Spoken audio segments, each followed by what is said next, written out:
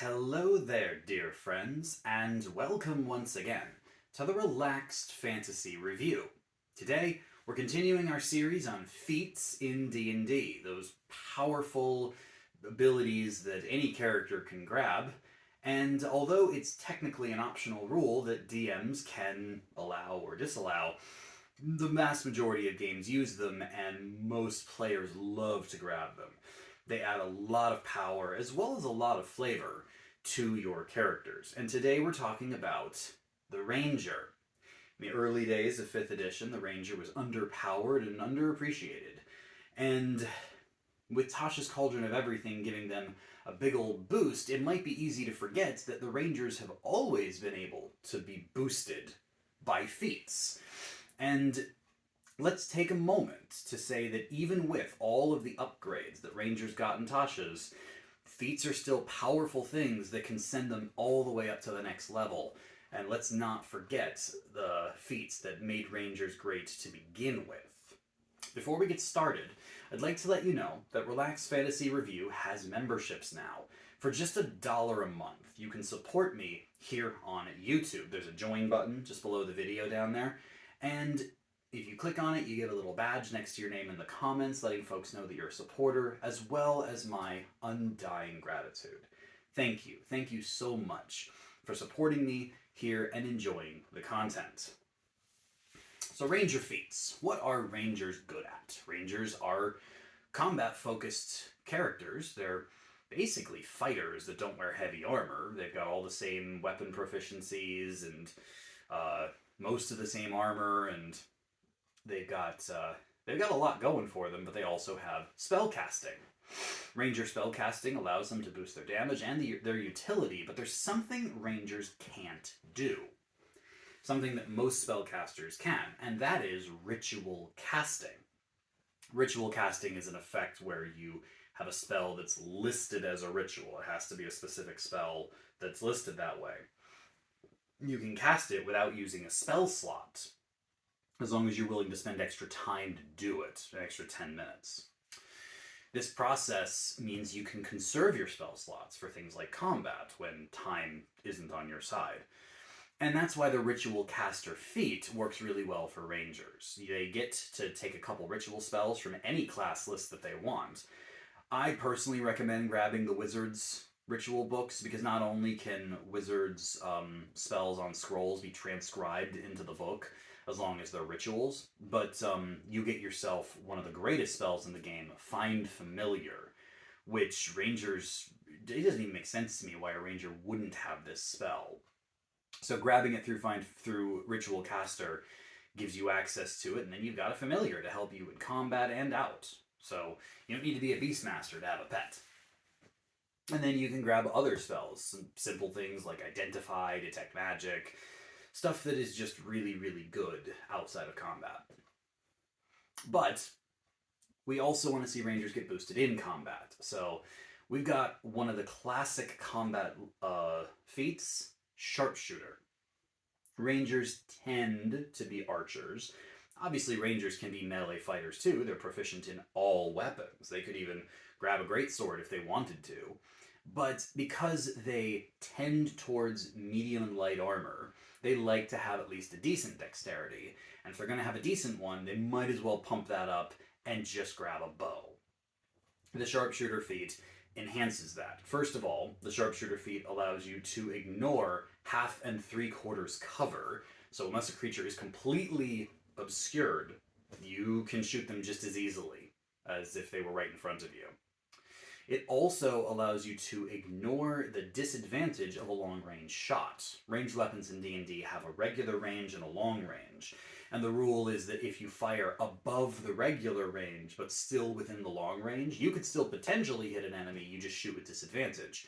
Sharpshooter says, don't worry about that, you don't get disadvantage. As long as they're in the long range, you can shoot like normal. So a longbow can hit an enemy from 600 feet instead of just 150. Well, just 150.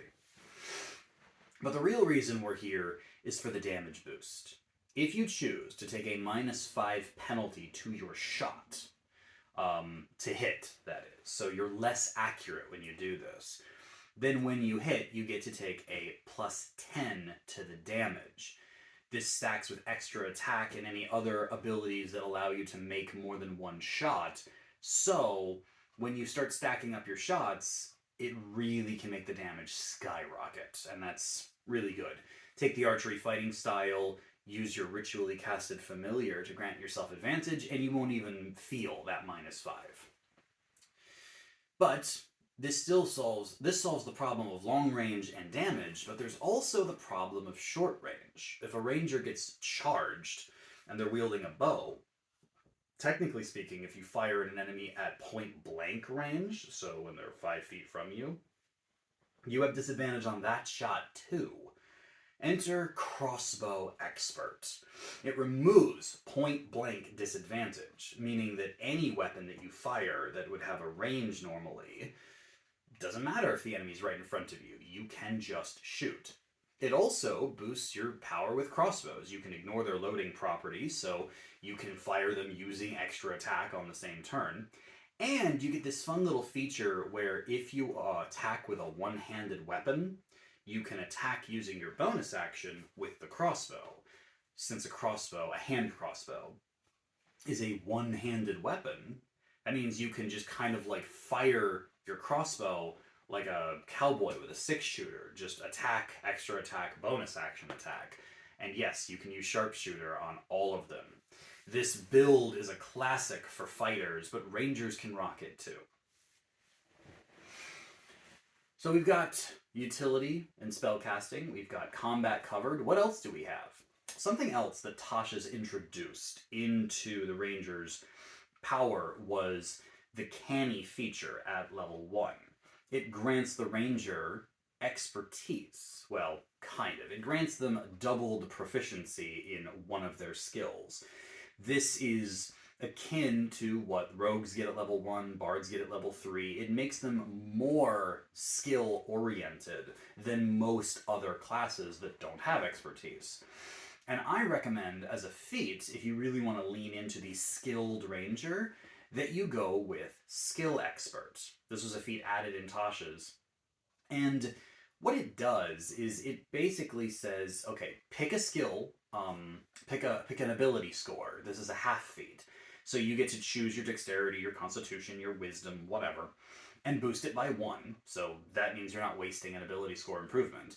And then you get to get proficiency in any skill of your choice, and expertise in any skill of your choice. Taking this closes the gap between the ranger and the rogue and bard, giving them 2 expertises if they also have the canny feature.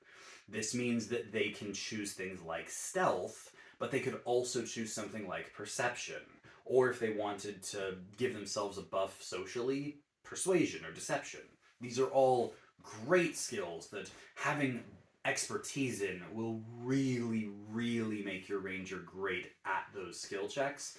So don't sleep on Skill Expert. It's something that makes the ranger kind of the third choice in skill builds and really pushes them up to be equal to their other skill-focused friends.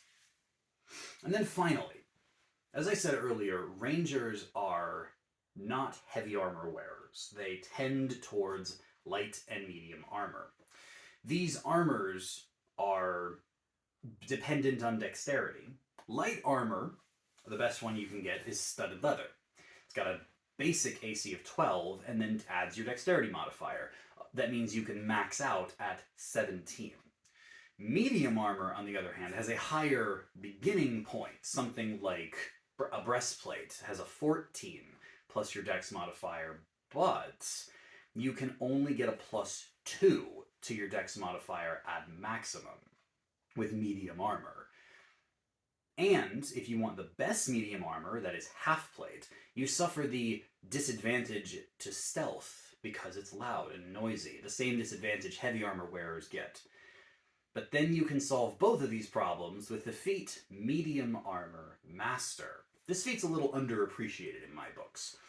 It only does 2 things. First of all, it increases the range that your dexterity can add to your armor. Instead of being a maximum of +2, it's a maximum of +3.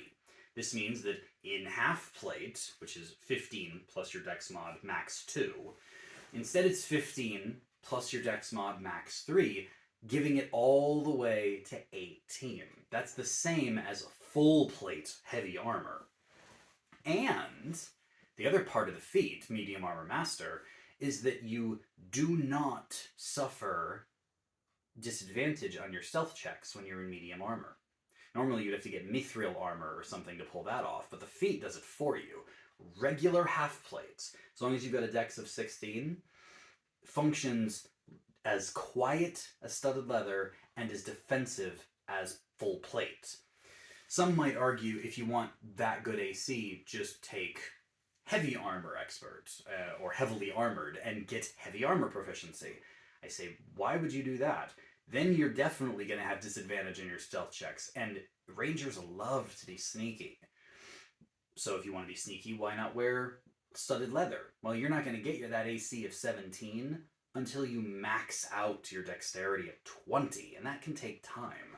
Medium armor closes that gap and does the best of both worlds if you have this feat. And I think it's a sleeper hit for this class specifically. The Ranger loves this feat, and I think that any Ranger should consider taking it for both their skill and their defense.